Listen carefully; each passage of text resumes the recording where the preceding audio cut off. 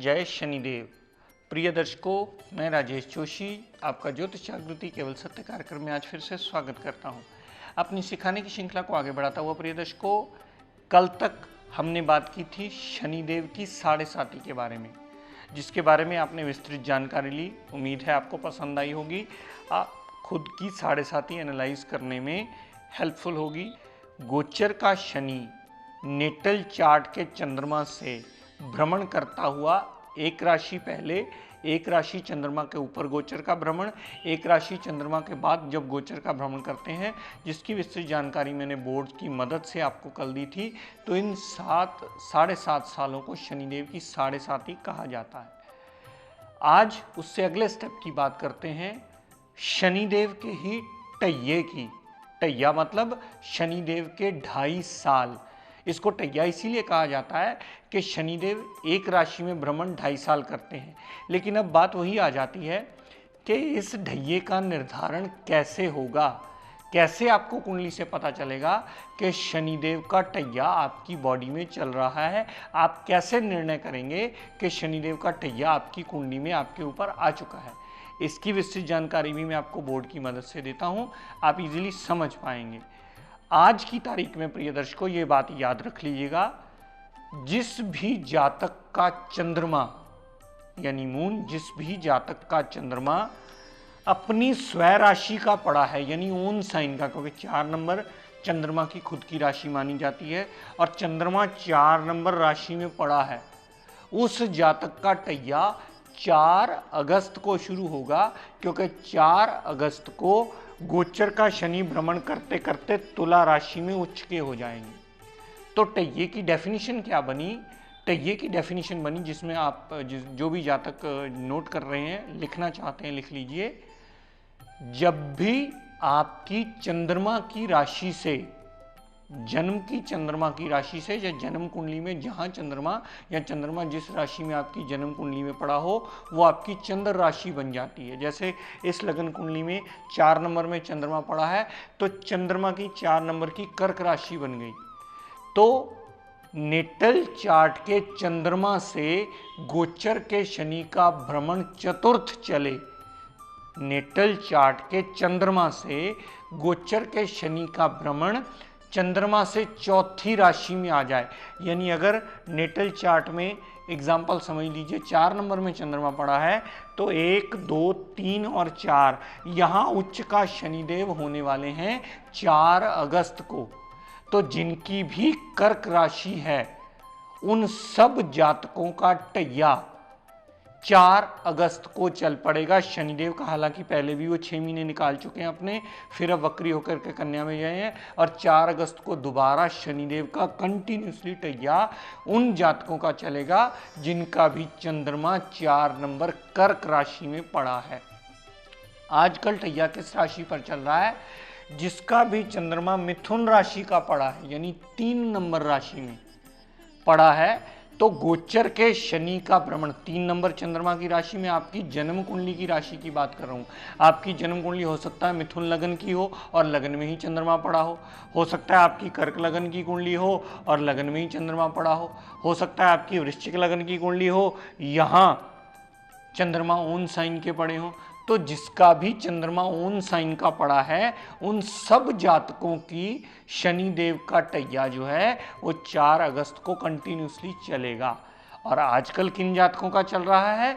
जिनका भी चंद्रमा मिथुन राशि में पड़ा है, यानी चंद्र राशि जिनकी मिथुन है, और वो किसी भी भाव में हो सकती है, उसका भाव से कोई लेना देना नहीं होता। चंद्रमा की राशि बताती है कि गोचर के शनि का भ्रमण उससे कैसे इंपैक्ट देता है। यानी आजकल अगर मान लीजिए चंद्रमा जिनका 3 नंबर राशि यानी मिथुन राशि में पड़ा है, तो 1, 2, 3 और 4 आजकल गोचर के शनि का भ्रमण कन्या राशि में चल रहा है। तो गोचर में कन्या राशि का भ्रमण होने से जिनका मिथुन का चंद्रमा पड़ा है, तो 1, 2, 3 और 4 हो गया शनिदेव का भ्रमण। तो मिथुन राशि वालों पर आजकल टैया चल रहा है। जिस दिन कन्या राशि छोड़कर तुला राशि में एंटर करेंगे, उस दिन जिनका चंद्रमा मिथुन राशि में पड़ा है उनका टैया खत्म हो जाएगा, और जिनका कर्क राशि में चंद्रमा पड़ा है उनका टैया शुरू हो जाएगा। तो इसकी डेफिनेशन को फिर दोबारा से एक बार रिपीट कर दूं ताकि आपको पक्का हो जाए। जब भी आपकी जन्म कुंडली के चंद्रमा से गोचर के शनि का भ्रमण चतुर्थ हो जाएगा तो उस जातक का शनिदेव का टैया चल पड़ेगा। एक दो एग्जाम्पल्स और दे देता हूं ताकि आपको समझने में आसानी रहे। जिसका भी मान लीजिए चंद्रमा धनु राशि का पड़ा है, उस जातक का टैया कब शुरू होगा? चंद्रमा अगर धनु राशि का पड़ा है तो 1, 2, 3 और 4 जिस दिन गोचर का शनि भ्रमण करते हुए मीन राशि में एंटर करेगा, उस दिन धनु राशि वालों पर, जिनका चंद्रमा की राशि धनु है, ये चंद्रमा 9 नंबर में पड़ा है, उनका ढैया शुरू हो जाएगा। यानी चंद्रमा अगर धनु राशि में है तो गोचर के शनि का भ्रमण, एक बात याद रखिएगा, नेटल चार्ट पर आपको गोचर अप्लाई करना है, इसकी कोई गलती मत कीजिएगा। अगर पहली दूसरी बार में नहीं समझ आ रहा तो किसी विद्वान की मदद ले लीजिए। आपकी जन्म कुंडली ऐसे के ऐसे ही रहने वाली है सारी जिंदगी, उस पर आपको गोचर अप्लाई करके ये देखना होता है कि कौन सा ग्रह आज किस राशि में चल रहा है। तो जिनका धनु राशि का चंद्रमा होगा उनका उस दिन टैया चलेगा जिस दिन गोचर के शनि का भ्रमण मीन राशि में चल पड़ेगा, और जिस दिन वो मीन राशि छोड़ करके शनिदेव नीच के 1 नंबर में आ जाएंगे, उस दिन धनु राशि वाले लोगों पर टैया खत्म हो जाएगा। टैया सिर्फ 2.5 साल को कहा जाता है। चंद्रमा से गोचर के शनि का भ्रमण, उससे चतुर्थ चलना, इसका सबसे बड़ा कारण क्या होता है?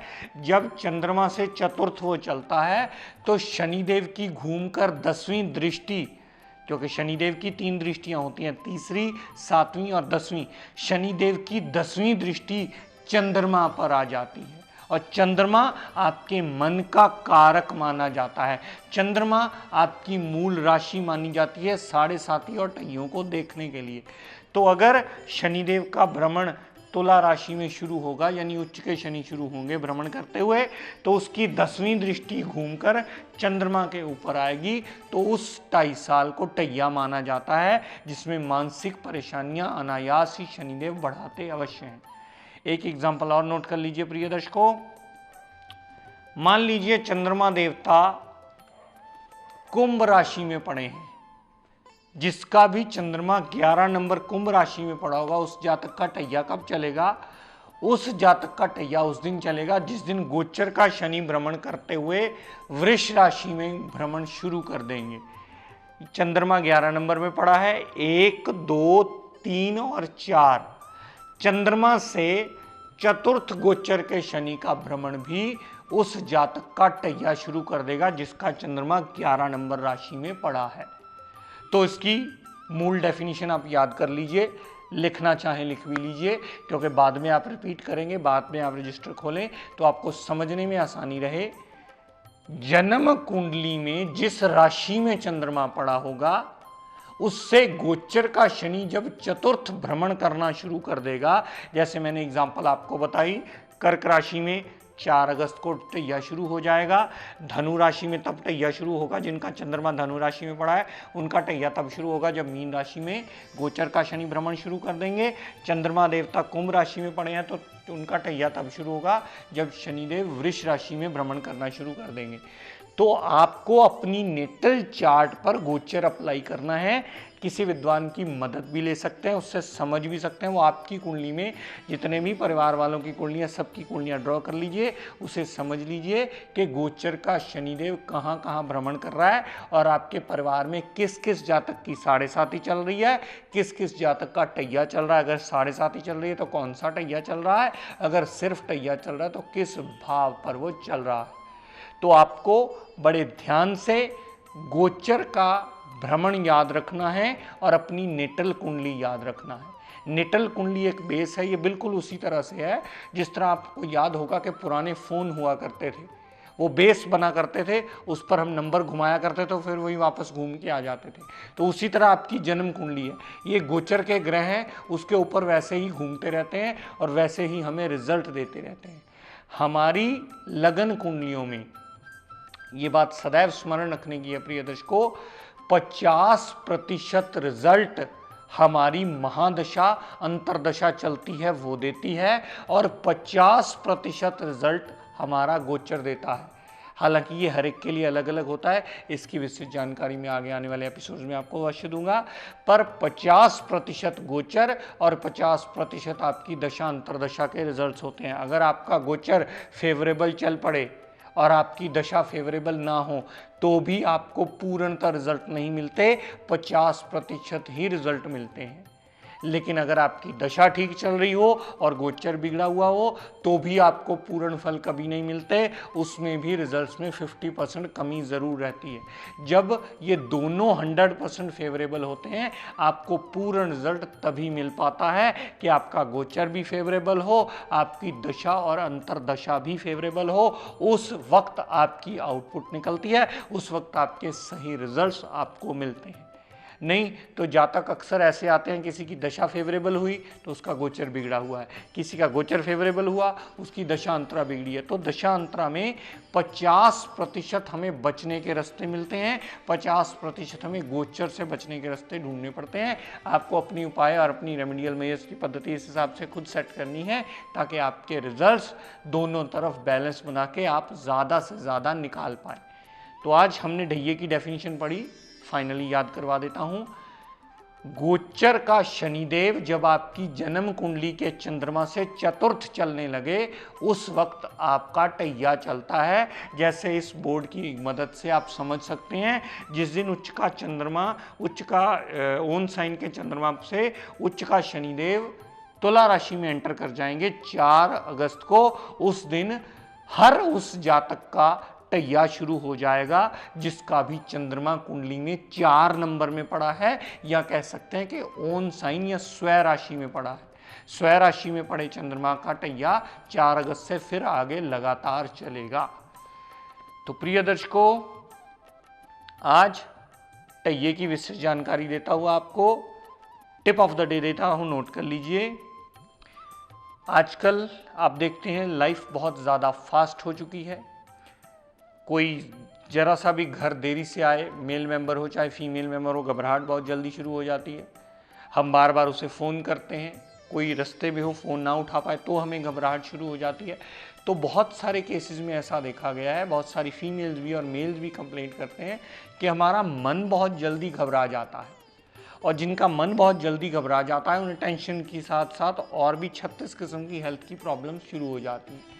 तो जिनका भी मन जल्दी घबराता हो या बहुत ज़्यादा सॉफ्ट हार्टेड हो या मन में विचार बहुत ज़्यादा आते जाते रहते हो, वो अगर सोमवार को शिवलिंग को जाकर के जल चढ़ा दे, सादा जल चढ़ाना, कच्ची लस्सी बनाना चाहे बना ले, नहीं बनाना चाहे तो कोई बात नहीं, लेकिन अगर शिवलिंग पर जाकर सादा जल चढ़ा देते हैं तो वो आपके मन को मजबूत करने में बहुत बड़ा मेजर रोल प्ले करेगा। वो जातक जल्दी घबराएगा नहीं, मन को अशांति से बचा करके शांति की तरफ ले जाने में बहुत बड़ा मेजर रोल प्ले करेगा। तो प्रिय दर्शकों, आज अपनी वाणी को मैं यहीं विराम देता हुआ हम सब के लिए मंगल कामना करता हुआ शनिदेव से ये प्रार्थना करता हूँ कि हे शनिदेव, हे हमारे न्यायाधीश, हम सब पर अपनी कृपा दृष्टि, दया दृष्टि सदैव बनाए रखें। जय शनिदेव।